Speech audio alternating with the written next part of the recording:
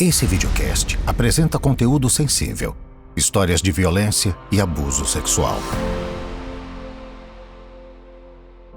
Meu nome é Andressa Bernert. Hoje tenho 40 anos.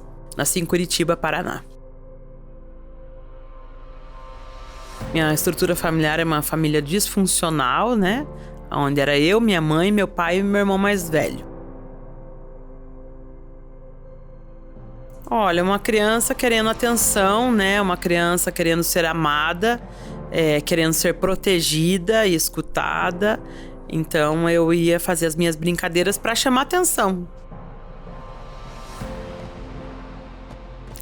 Sonho de ser professora. Eu dou risada mesmo. RIC Podcasts apresenta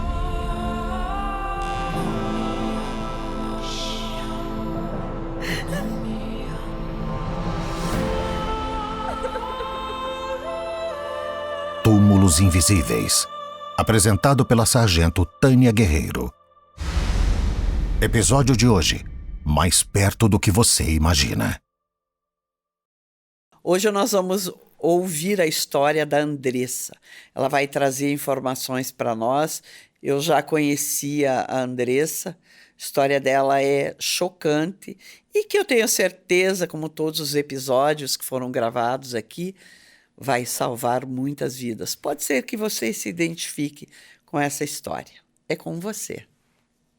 Olá, meu nome é Andressa, né? Como fui mais uma vez convidada aqui para contar um pouquinho da minha história, é um prazer poder ajudar outras pessoas, né, a saírem desse túmulo como foi colocado, né? Muitas pessoas aí ficam escondidas e precisam mesmo da voz aí para poder serem curadas, né? Então hoje eu vou estar contando um pouquinho para vocês o que eu passei. Foi iniciados os abusos, né, quando eu tinha por volta de 7 anos de idade. Então, passei aí por vários anos com vários abusos, né, vários homens. Quem era o teu abusador? Então, foram pessoas próximas, né, da família, né, geralmente são pessoas próximas, né, então foram aí pessoas bem próximas da família, aquele tio, aquele amigo querido, né, alegre, cativante. Então, eu como criança ali não sabia interpretar, né, que aquela pessoa também queria os aliciamentos, né? Então, eu achava que eu tinha que obedecer, né? O que a pessoa mandava fazer. Você que costuma dizer para o teu filho, obedeça os mais velhos. Tem que obedecer os mais velhos. Não. Foi-se o tempo de obedecer mais velho. Não tem que obedecer mais velho, não. Porque ela acabou de dizer que ela achava que ela tinha que fazer o que eles pediam, né, Andressa? Eu vim, né, de um lar disfuncional, né, onde meu pai era alcoólatra, então eu não tinha a presença do meu pai, né, comigo, brincando. Então, geralmente, essas pessoas convidavam eu mais meu irmão mais velho para ir na casa, brincar, né. Meu irmão mais velho não sofreu nada, só apenas comigo, né.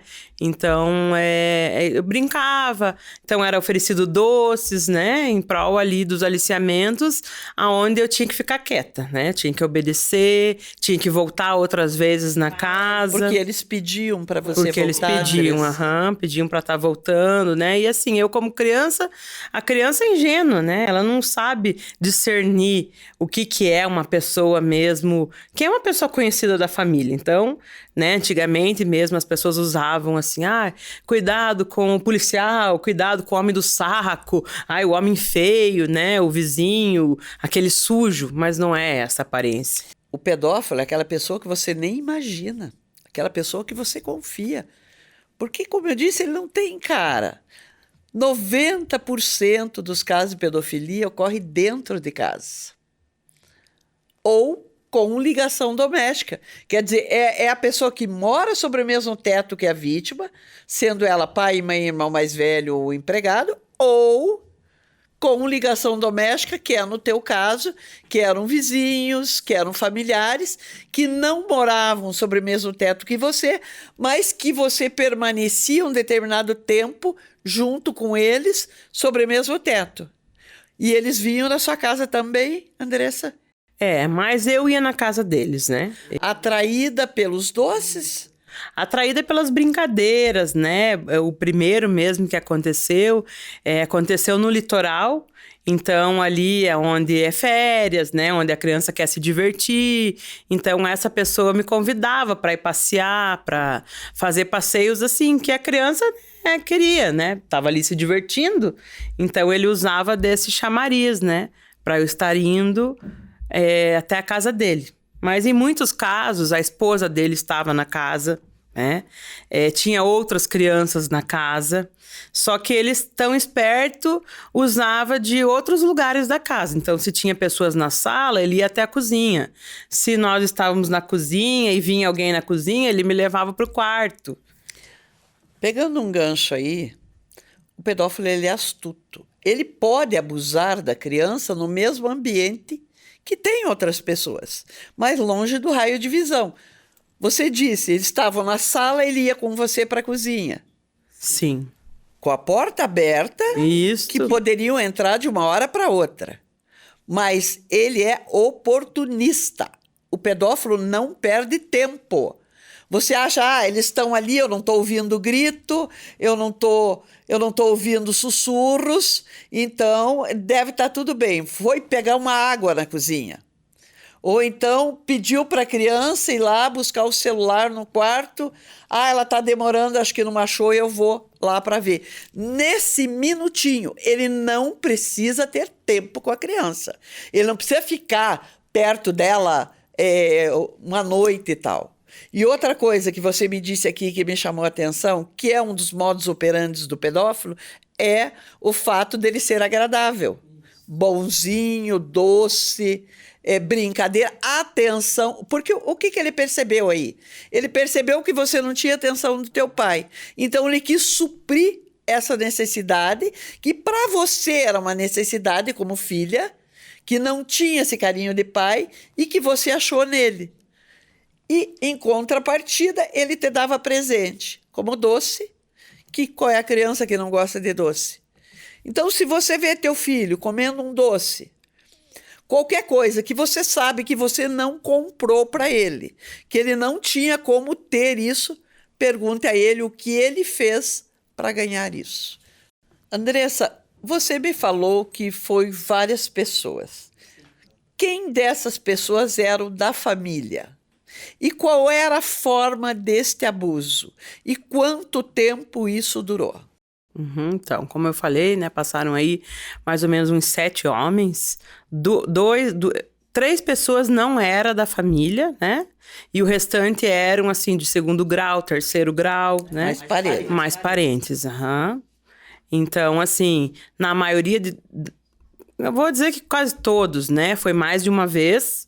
Então, eu ia até a casa, né? Até chegar o momento de ficar muito desconfortável, que aí eu já estava maior, já não queria mais obedecer os comandos, não queria mais ficar quieta, né? E aí que eu consegui sair disso.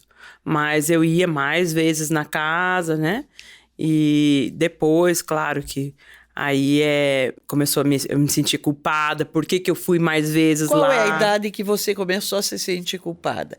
E outra pergunta também. Essas outras pessoas, fora os teus parentes, eram amigos da tua família? Você tinha uma ligação próxima com eles? Esse primeiro que eu falei que foi no litoral, ele era um vizinho, né, da nossa família lá na casa da praia. Os outros 2 eram tios de amiguinhas, né? Então, aí que, né, tinha esse contato, né? Mais vezes também, da família, de estar vindo participar na casa. E isso durou quanto tempo? Então, assim, anos, assim, eu não tenho certamente, mas provavelmente ali 3 anos, mais ou menos, né? Qual a idade que você tinha quando você percebeu que aquilo não era uma brincadeira? Sim. Que aquilo era algo que estava te deixando desconfortável, que na tua cabeça veio que poderia ser errado. Qual era a idade que você tinha quando você percebeu isso? Então, 11 anos mais ou menos eu tinha. Então, você falou que começou com... Isso, com 7, né? Com 7 anos. Aham. Com 7 começou o primeiro toque que você lembra. Isso, que eu lembro, Que você lembra. Antes de 7 anos, você já costumava ter contato com essas pessoas? Já tinha em contato. Já tinha contado. Só que você não lembra se... Não lembro assim se tem. Mas às vezes eu me venho na memória. Será que não aconteceu, né? Quando eu era menor? Mas aí eu não lembro, né? Assim, se aconteceu, né? Porque hoje tem muito, né? Muitos casos que a gente vê aí de segurar no colo, de apertar, né? De colocar sentado no colo, venha com o tio, né? Ou venha com a tia também, que não é só caso de homens, né? Também mulheres. Mas eu não tenho, assim, memória nítida, né? Os outros eu tenho bem memória nítida do que aconteceu, né? Hoje não mais com dor, mas a memória continua, né? Os abusadores teus foram homens ou teve mulheres? Só homens. Homens.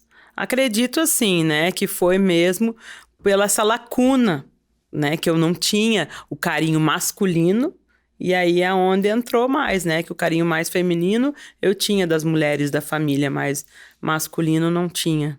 Você chegou quando você percebeu ou quando teve a primeira brincadeira aos 7 anos, você chegou a trazer essa notícia para sua mãe? Não. Por quê, Andressa? Na verdade, assim, é aquela coisa da mordaça, né? Me sentia bem acuada e com medo de ninguém acreditar. Ninguém acreditar. Nisso ali, o ambiente era bem tenso, familiar, então poderia acontecer uma briga, poderia acontecer alguma coisa pior, né? Alguém querer matar alguém.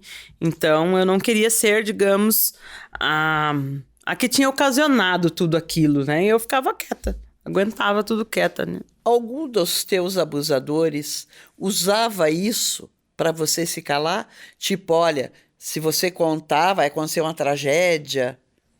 Mas assim, não em palavras, mas em ações, né? Colocando a mão na boca do silêncio, olhando com os olhares, assim, né? Onde trazia muito medo. E aí eu obedecia. Mas em palavras, não. Você começou a fazer isso depois de uma determinada idade, porque até então, para você, não era um abuso, né? Era uma brincadeira. Aham, É que assim, né? Começa mostrando prazer para criança antes da hora, né? Então, ali no toque, né? No carinho. E a criança acaba... Porque é diferente do estrupador, né? Onde quer lá já direto tirar a vida da criança. Então, ali vai conquistando, um dia, 2. Se não conseguiu naquele dia, a criança fica com gostinho de quer voltar na casa, porque é tio legal, né? O pedófilo não tem pressa. É muito raro o pedófilo estuprar. Ele só estupra em um caso, que é o pedófilo alheio, né? Porque nós temos vários tipos de pedófilo. Mas o pedófilo doméstico e com ligação doméstica, como é o seu caso, ele age desta forma, lenta e tranquila. Por que que o pedófilo doméstico e com ligação doméstica não tem pressa? Porque hoje não deu certo o toque, mas amanhã pode dar. Depois da manhã pode dar, mês que vem, semana que vem. Ele não tem pressa porque ele tem vida sexual normal. Então ele está saciado sexualmente, mas ele não perde a oportunidade.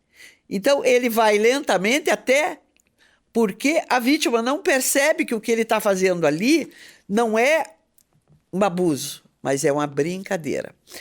E ele dá continuidade assim, de forma muito tranquila, porque a vítima, ela aceita a brincadeira. E esse aceitar a brincadeira, ele devolve a ela essa culpa. Ele diz, pô, você gostou, você veio de novo. E ela, então, pega aquela carga para si, como se fosse culpada. Mas, na verdade, não. Andressa, você me disse que você ia para a praia, você estava sempre em família, sempre com amigos, da casa das amiguinhas. Essas amiguinhas, essas outras crianças, você tem conhecimento se elas também foram tocadas por esses pedófilos? Então, nesse caso específico do litoral, né? Era eu, mais o irmão mais velho e mais o neto desse homem. Então, os outros, ele deixava sempre essas 2 crianças brincando, né? Numa certa distância, para poder acontecer os aliciamentos, né? O toque. Tanto ele tocava em mim, como ele pedia para eu tocar nele. Então, assim, nesse caso não aconteceu, né? Eu até perguntei, né, para o meu irmão mais velho, mas ele disse que não, né? Então, nesse eu fiquei sabendo mesmo. Outros, na outra reportagem até que foi ao ar, um outro momento que eu dei, algumas pessoas chegaram a me procurar e tal, mas não tiveram coragem de entrar em mais detalhes, né? Se também aconteceu. Pessoas que na época eram conhecidas tuas. Que também eram crianças ali. E tuas amiguinhas, nenhuma trouxe essa notícia para você? Não trouxe. E qual era o modus operandi? De que forma ele abusava de você? Então, é assim, sempre diversas maneiras, né? Então, teve essas que a gente ia até na noite, né? Pra ver o siri, ver algum animalzinho lá na praia, né? Então, eu pedia pra fazer sexo oral ali nele. Ele tocava em mim, né? Então, ali ficava... cada momento era um jeito, né? Cada momento era um jeito, né? Outras vezes aconteceu também na casa dele, como eu falo mesmo, que estava todos ali presentes na cozinha, mas nós estávamos jogando um jogo, né? Na mesa da cozinha. E aí ele me deu as coordenadas do que eu tinha que fazer antes de sentar na cadeira. Que eu tinha que sentar na frente dele, né? Eu tinha que abrir a minha vagina e ele colocava o dedão do pé dele dentro da minha vagina. E eu tinha que ficar sempre na frente dele, né? Outras vezes também no quarto. Tinha outras também. pessoas em volta dessa Tinha mesa outras jogando. pessoas. É o que eu te disse, gente. O pedófilo é astuto. Longe do raio de visão, mais perto, ele abusa. Tá todo mundo junto, mas ele tá protegido ali pela mesa. E ele estava tocando nela, abusando dela. Então, gente, eu não sei como classificar esse jaguara. Para mim não tem, é jaguara mesmo. Porque ele faz isso na tua cara, com a tua filha, com o teu filho junto com você. Sabe? A criança fica ali. É claro que ela fica desconfortável. Ela demonstra desconforto quando isso está ocorrendo. Como eu acredito que tenha acontecido com você, Andressa. Ele com o dedo do pé dentro da vagina dela. É claro que tocando ali, se mexendo. Lógico que dói. Você devia estar desconfortável. Alguém percebeu esse desconforto em você? Não. Porque falta de atenção, falta de reparar, de ver o que está acontecendo, de parar de ficar com a cabeça no mundo da lua. Tem que prestar atenção no que está acontecendo em volta de você. Quando tem criança, que é a herança do Senhor, nós temos que cuidar dessa herança nossa. Nós temos que vigiar, nós temos que reparar como é que ela está. Se ela está se mexendo demais, como é que está o olhar dela. Ela pede socorro, gente. Acorda. Sim. Andressa. Em outros casos, né, que acontecia, teve um caso que ele tinha tinha um bebê na casa, né, e eu sempre gostei muito de criança. Esse bebê era de quem? Era dele, era filho dele, né? Então, eu tava no quarto com ele, e aí ele dizia, fala pra mãe pra esposa dele, né? Que você quer ver o bebê. E aí eu achava, não, quero ver o bebê mesmo, né? Qual a idade que você tinha nessa época? 8 para 9 anos. E aí então, eu já fazia 2 que ele estava abusando de você. Não, esse era outro caso, de outro homem. Era outra pessoa. Era já. outra pessoa. E aí, então, eu ia até o quarto, né? Onde ele tocava no meu seio, queria que eu tocasse nele também, né? E aí eu me sentia também desconfortável, mas eu queria estar com o bebê, eu queria estar presente ali, né, no quarto. E no bebê ele não tocava? Não, no bebê não. Então, assim, né, o bebê era um menino, né? E ali ficou também esse tempo, aí também depois eu não queria mais estar próximo, né? E ele querendo sempre que eu voltasse, aí já estava um pouco desconfortável. Pensava, não, eu quero o bebê, eu não quero que, né, tá junto com ele. Mas aí ficou, assim, uma situação bem ruim, né? Com essa pessoa também. Depois, outro caso também. Esse parou só no toque. Isso, Não deu continuidade porque você não teve mais acesso a ele? Porque eu não tive mais acesso, porque se ela tivesse acesso a ele, ele ia avançando cada vez mais.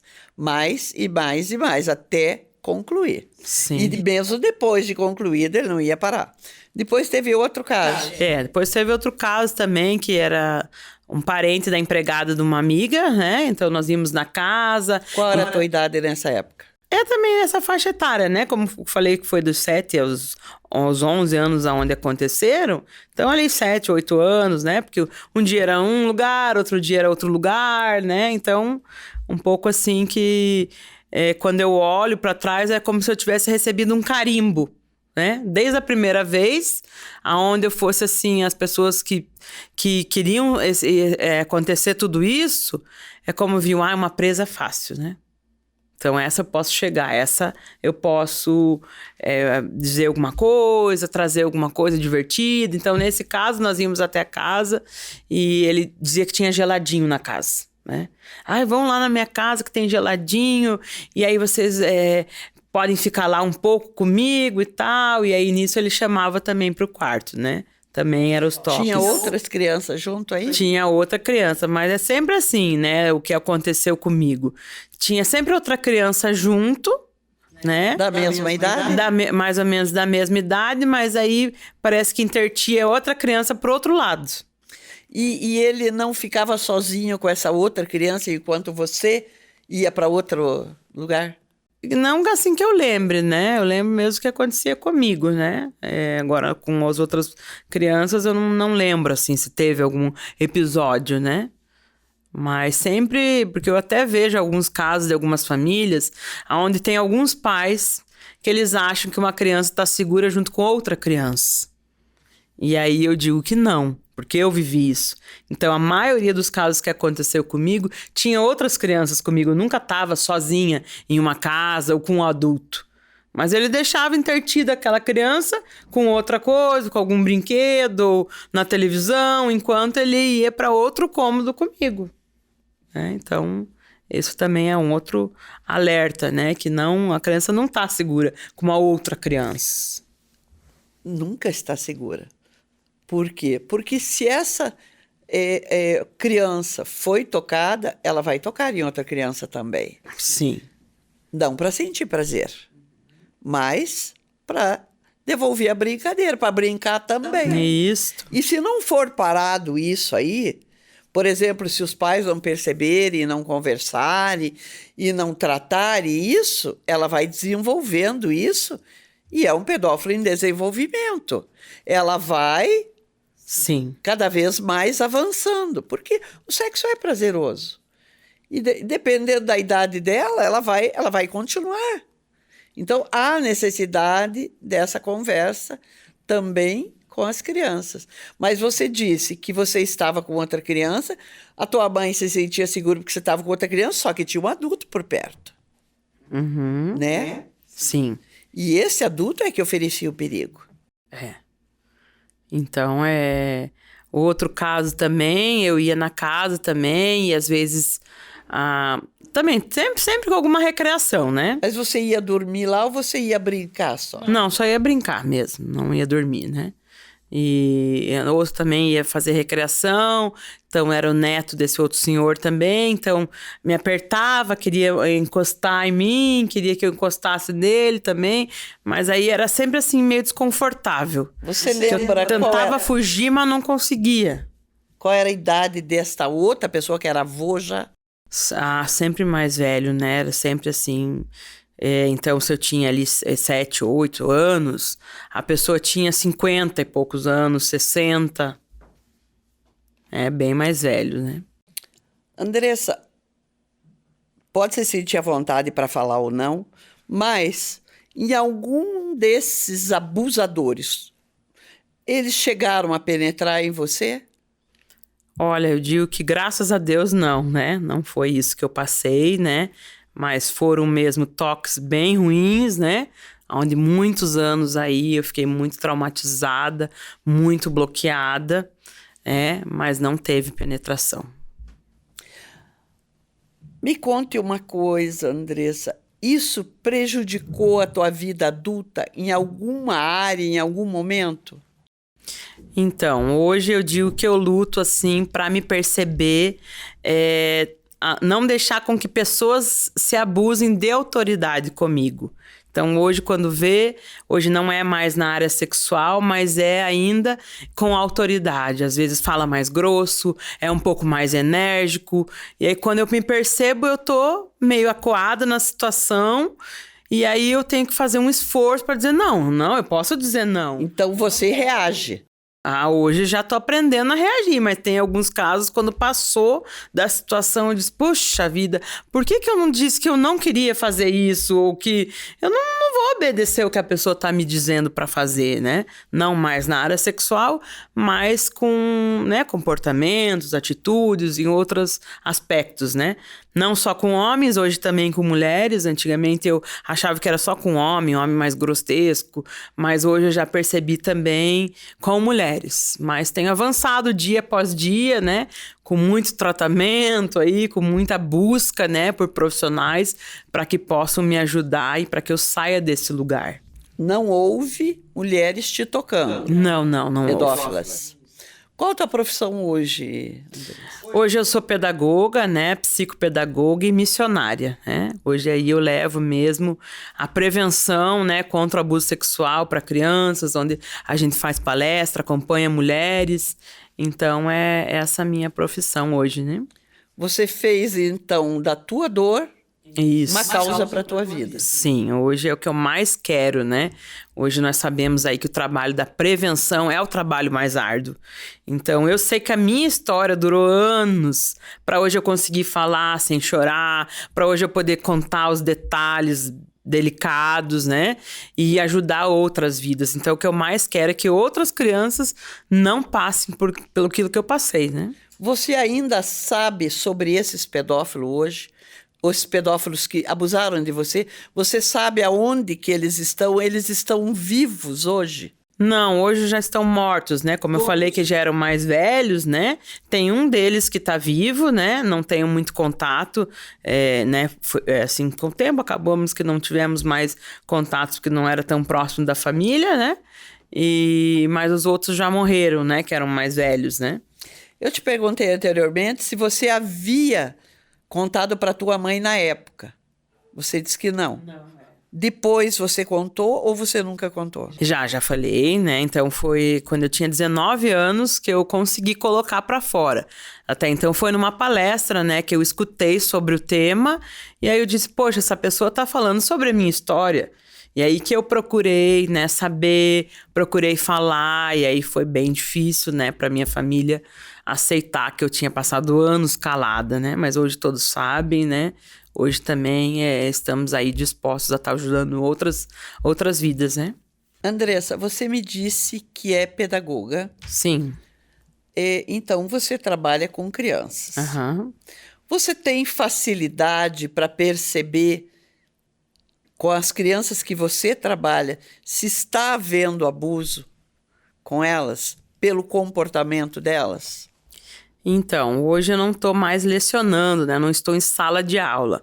Então, eu trabalho com aconselhamento. Então, vem muitos casos, né? Algumas famílias, às vezes, não vem assim propriamente com o tema, mas quando vê, eu vou conversar, vou falar sobre as emoções e tal. E crianças, adolescentes se identificam comigo, né? Quando vê, eles trazem isso. Já aconteceu. Teve uma criança, uma pré-adolescente, na verdade, que já estava tendo acompanhamento com psicóloga e tal, mas ela não teve identificação com a pessoa, não conseguia colocar para fora, e eu ali tive algumas conversas falando sobre as emoções, e aí ela sentiu segura, né? E aí ela colocou para fora, onde nós trouxemos a família e poder encaminhar para procurar ajuda específica nessa área, né? A ajuda que você dá, então, é psicológica. Isso. Você não encaminha para uma delegacia ou orienta a família a fazer isso?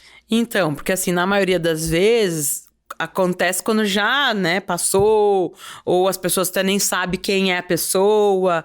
Teve um outro caso também, numa escola onde eu trabalhava, que a criança se masturbava na sala de aula, né?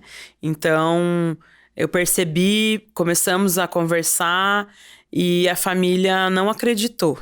né? Foi assim, bem doído. Eu fiquei muito triste, porque a família não acreditou na criança, achou que na escola estava tendo algum problema, tirou da escola, né?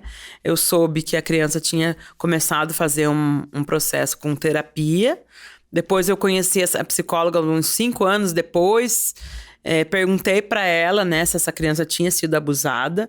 Ela falou que tinha sido uma crise de ansiedade. Então, assim, nunca consegui mesmo concluir um caso. Então, sempre tem uns flashes que vêm, às vezes, né, a mãe não acredita, acho que foi só um dia, ou inventou o caso, né, e não dá essa continuidade. Veja bem, foi só um dia. O abuso não precisa ser constante. Uma única vez já destrói. É verdade. Andressa, hoje você é casada? Hoje eu sou solteira, né? Tive alguns relacionamentos para casamento, mas hoje eu digo, graças a Deus, que eu não casei, né?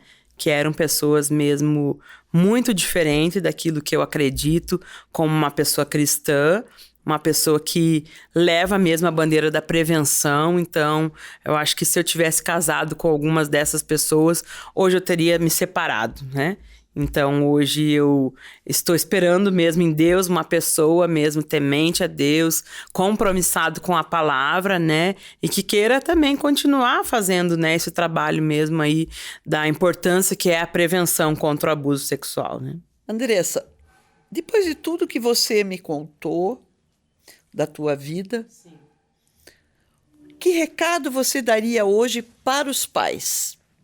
Então, acredite no seu filho, né? Então, se ele trouxer alguma coisa que está sendo tocado, indesejado, que tem algum adulto que está exigindo algo diferente dele, não tenha medo de levar até a delegacia, de levar até o médico, né, para ser feito um exame, mesmo que não esteja constando ali no exame, que nós sabemos que em alguns casos não é constado no exame, mas acredite, vá a fundo, que essa criança possa sentir confiança e que ela tenha um pai, uma mãe, que sejam amigos dela, né? Porque em muitos casos o pai com a mãe, foi uma vez, ela vai esquecer.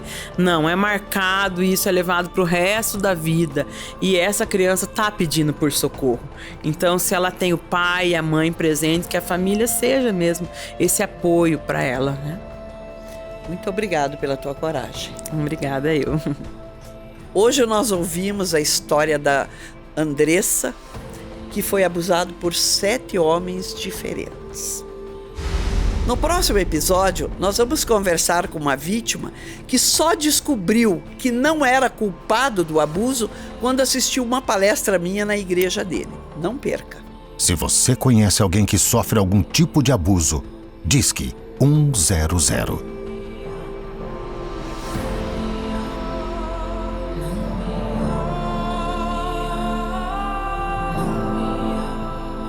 RIC Podcasts, uma empresa do Grupo RIC.